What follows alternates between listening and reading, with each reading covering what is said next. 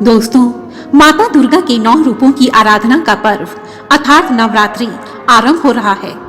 नवरात्रि में माता दुर्गा की कृपा प्राप्त करने और उनका आशीर्वाद प्राप्त करने के लिए मां की विशेष पूजा की जाती है। परंतु नवरात्रि के इन 9 दिनों में माता दुर्गा की पूजा करने और उनका व्रत करने के कुछ खास नियम हैं, जिनका यदि पालन किया जाए तो मां नवरात्रों में आपकी इस पूजा से शीघ्र प्रसन्न होती है और जिस मनोकामना से आप मां की पूजा कर रहे हैं वह मनोकामना भी मां पूर्ण करती है।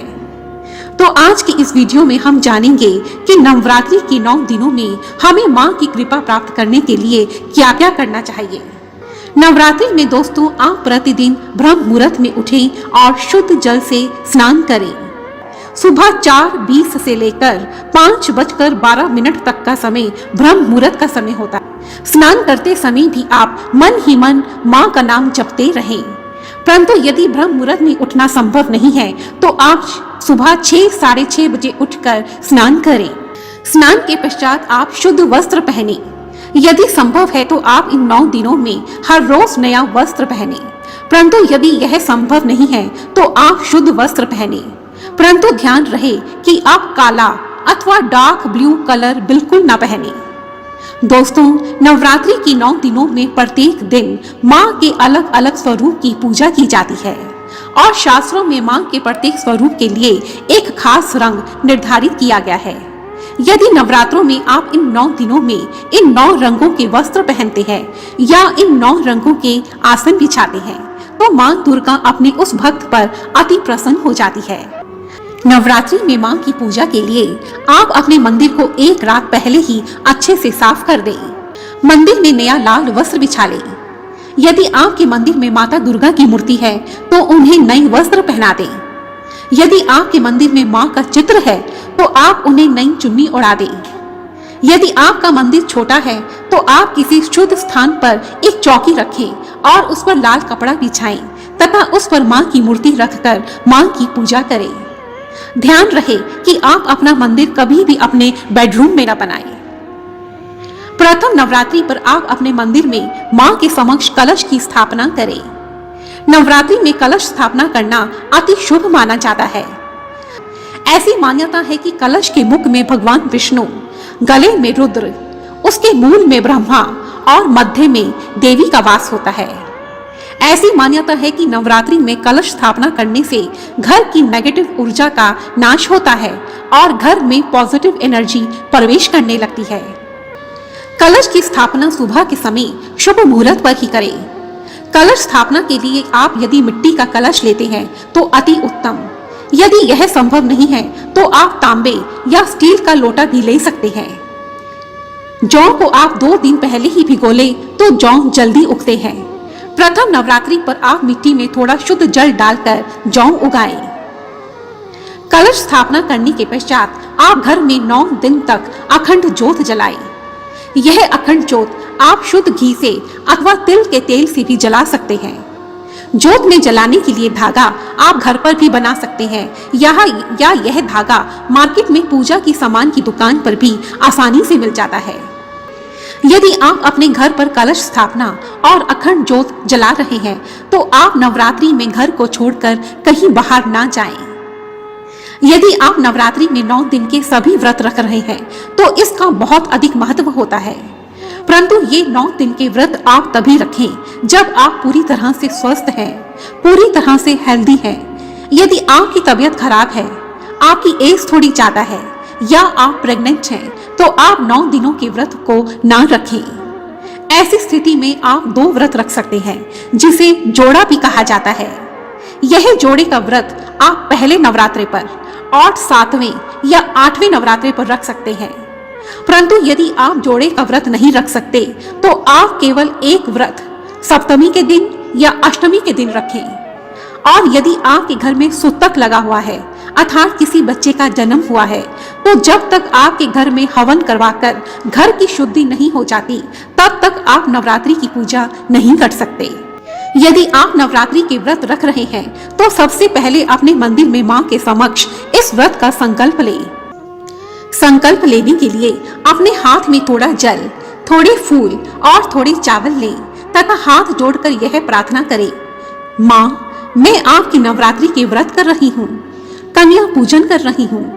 आप मुझे इतनी शक्ति दीजिए कि मेरा यह व्रत बिना किसी विघ्न बाधा के संपन्न हो जाए, और जिस कामना से मैं यह व्रत कर रही हूँ वह आप पूरी करने की कृपा करें। और ऐसा कहकर वह जल वही थाली में छोड़ दे और वह फूल और चावल माँ के चरणों में रख दे। अब आप माँ की श्रद्धा और प्रेम से पूजा करें। सबसे पहले विघ्नहर्ता गणेश जी को प्रणाम करें। उसके पश्चात कलश की, अखंड ज्योत की तथा नवग्रहों की पूजा करें और फिर माँ की पुष्प, धूप, रोली, मोली इत्यादि से पूजन करें। माँ को प्रतिदिन दक्षिणा भी चढ़ाएं। नवमी पर कन्या पूजन के पश्चात ये दक्षिणा के पैसे आप किसी मंदिर में ब्राह्मण को देते अथवा इन पैसों से किसी गरीब कन्या को अनाज खरीद कर देते। नवरात्रि के 9 दिनों में आप प्रतिदिन श्री दुर्गा सप्तशती का पाठ करें। दुर्गा सप्तशती में पहले आप कवच का पाठ पढ़ें, फिर अर्गला स्तोत्रम, फिर कीलक स्तोत्रम और बाद में प्रतिदिन एक अध्याय पढ़ें। नवरात्रि के 9 दिनों में आपको दुर्गा सप्तशती के 13 अध्याय पूरे करने हैं तथा यदि संभव है तो सप्तमी की शाम को आप घर पर हवन करवाएं। हवन करवाने से माँ बहुत प्रसन्न हो जाती है। दुर्गा सप्तशती के पाठ के पश्चात प्रतिदिन आप माँ के प्रत्येक स्वरूप की पूजा करें, जैसे प्रथम नवरात्रि पर माता शैलपुत्री की पूजा इत्यादि इत्यादि। हर रोज माँ के प्रत्येक स्वरूप की कथा सुने और उनकी आरती करें। आरती आप सुबह शाम दोनों समय करें। शास्त्रों के अनुसार प्रत्येक दिन माँ के अलग अलग स्वरूप के लिए एक खास भोग निर्धारित किया गया है। अतः नवरात्रि में प्रत्येक दिन माँ को उसी खास भोग को अर्पित करें। नवरात्रि में आप माँ के नवार्ण मंत्र ओम ऐं ह्रीं क्लीं चामुंडाय विच्चै इस मंत्र का यथा संभव जाप करें। यदि आप ओम लगाकर इस मंत्र का जाप करते हैं तो उच्चारण में यदि कोई त्रुटि हो गई है तो वह क्षमा हो जाती है। इसके अतिरिक्त माँ का दूसरा मंत्र ओम जयंती मंगला काली भद्रकाली कपालिनी दुर्गा क्षमा शिवा धात्री स्वाहा स्वधा नमोस्तुते इस मंत्र का भी आप यथासंभव जाप करें। माँ के मंत्रों का जाप यदि आप रुद्राक्ष की माला से करते हैं तो अति उत्तम।